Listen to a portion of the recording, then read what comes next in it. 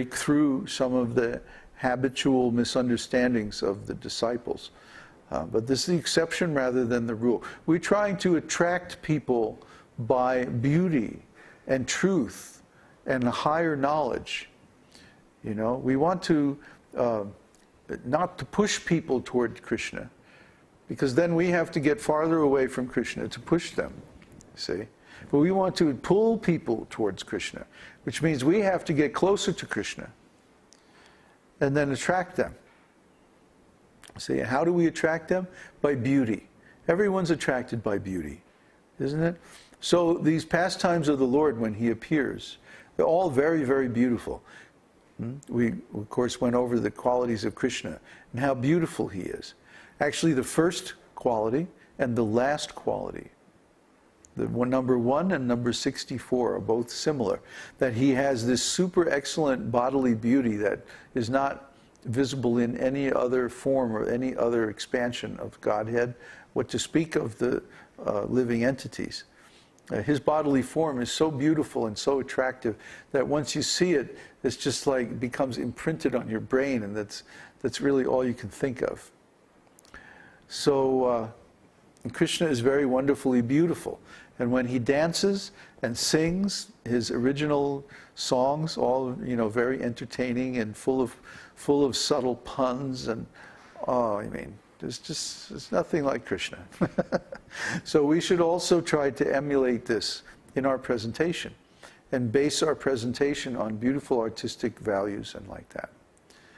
So that should be how we present teachings of Krishna and Lord Chaitanya as well. So I forget how I got on that subject, but oh well. Any more questions? Teo? Where specifically can we read about Gopakumar? Bṛhad-Bhāgavatamṛta. And you I would probably advise you not to read until you have read Srimad Bhagavatam. Okay. And you mentioned at one point the demons that were defeated by Krishna fell down from liberation, from the impersonal Brahman realization, into the families of Brahmans. Now, were these Brahmans already corrupted or on their way to falling down, or how is it possible for demons to incarnate in Brahminic families? That's a good question. They were not using Garbhadhan samskara, and because of that, the demons could take birth in those families and corrupt them. Can you expand a little on Garbhadhan samskara? Oh boy, I've talked about this so many times. Garbhadhan samskara, there are 7 samskaras in Vedic life, beginning with conception. Conception, and then birth, and then the naming ceremony, the first grains, the beginning of learning, marriage, sannyas, and the death ceremony and shraddha. Okay, these are the samskaras in Vedic life. And so Garbhadhan samskara is a regular festival like this, but the purpose of the festival is to get auspicious karma for begetting a child. See, so the married couple will consult with an astrologer. They'll find an auspicious day and time, and then they'll hold a Vaishnava festival. They'll invite the Brahmanas and Vaishnavas. They'll chant and dance and distribute prasadam to everyone's full satisfaction, give charity to the Brahmanas and Vaishnavas, and then at the appointed time they'll go in the marriage chamber and conceive the child. See, with the blessings of all the great souls. And this is how you get, oh, and of course they themselves would chant 64 rounds for several days or even weeks before the conception. This is how you get a first-class child. Otherwise, if there's any influence of the modes of ignorance or passion at the moment of conception, then the child will also be, to that degree, contaminated. And we see this today. This is called Varna Shankara. It means unwanted population. The couple's not really trying to create a child. They're just enjoying. They have no idea, no desire actually for child. So then child is created, that's called unwanted child, Varna Shankara. Actually, Shankara means ignorance. Myths, like Varna Shankar, myths, like not pure Varna. Well, that's another thing. Yeah, that also happens by this same token. That in the old days, the families would arrange the marriages so, you know, it's good breeding. I mean, it's just like, you know, I mean, I hate to say that, but it's not like we're into eugenics or anything like that. But let's say you're breeding dairy cows, right?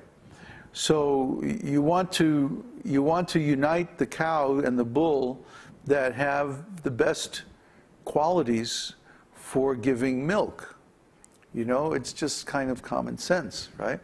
Similarly, the families in the past, they were either Brahminical or Kshatriya or Vaishya culture, and then they would try to arrange marriages with similar families with similar strong cultural background. The idea being that the offspring would also have those qualities. And then, of course, the families, you know, because in Vedic society, a marriage is not just between the husband and wife. It's almost like a merger of the two families, you know. So it's a big deal, and lots of people have to be involved in the negotiations. And if the elders of the family have spiritual knowledge, then, of course, what they're going to recommend is that the family of the bride or groom is going to be of the same varna, of the same quality. Don't fix that now. Wait till later. It's not going anywhere. Unless they sit against it anyway. Don't sit against it. That's what pulled it down. Yeah. Get away from that. Yeah. Get well away from it. Okay. So the families in those days would arrange marriages according to the best interests of everyone. See, now the marriages are just between the couple themselves, and sometimes they'll even run off, you know, and elope and get married independently without anybody's permission. And so what this does is it simply fosters or encourages the creation of low-class children.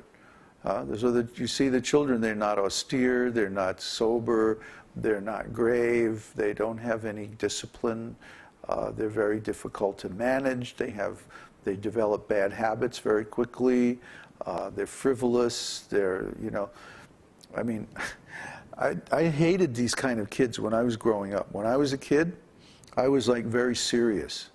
I was like, you know, sober. And my parents told me about one incident, which I sort of dimly remember. I was about 5 years old, and we were Christmas shopping. And we were in some store, I think it was Woolworths in Hackensack. And there was some kid, like, throwing a complete temper tantrum because his parents wouldn't buy him a certain toy. And he was like literally rolling on the ground, banging with his fists, and screaming at the top of his lungs that he wanted this toy. And my parents said, I looked at this kid with this look of like such disgust. Because I would never do something like that. You know, even at that age. The tendencies, the emotional tendencies are very much obvious, even in children of young age. Who is sober and who is not, who is intelligent and who is not.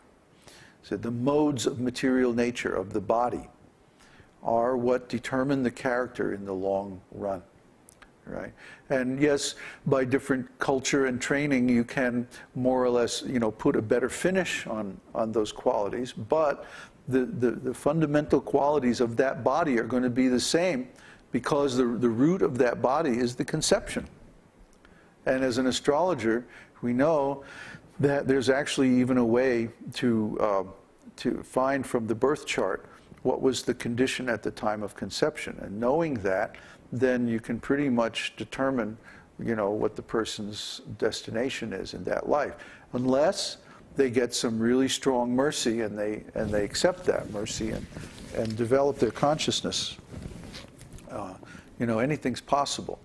But certain things are more likely than others. So usually what happens is that a person does not change their basic nature during their whole life. And the energy that they were born with is pretty much the energy that manifests, you know, in their later activities throughout the whole life. So the idea of Garbhadhan Samskara is to give the child the best possible start. And then, of course, on top of that, once they come out, to train them very nicely in Vedic principles, and that way they become pure devotees. So if the world was, if the world is suffering today because there are not enough pure devotees, there are not enough self-realized souls, there are not enough authentic gurus. There's such a vacuum of spiritual instruction that there are so many nonsense gurus, or so many unqualified people acting as guru, because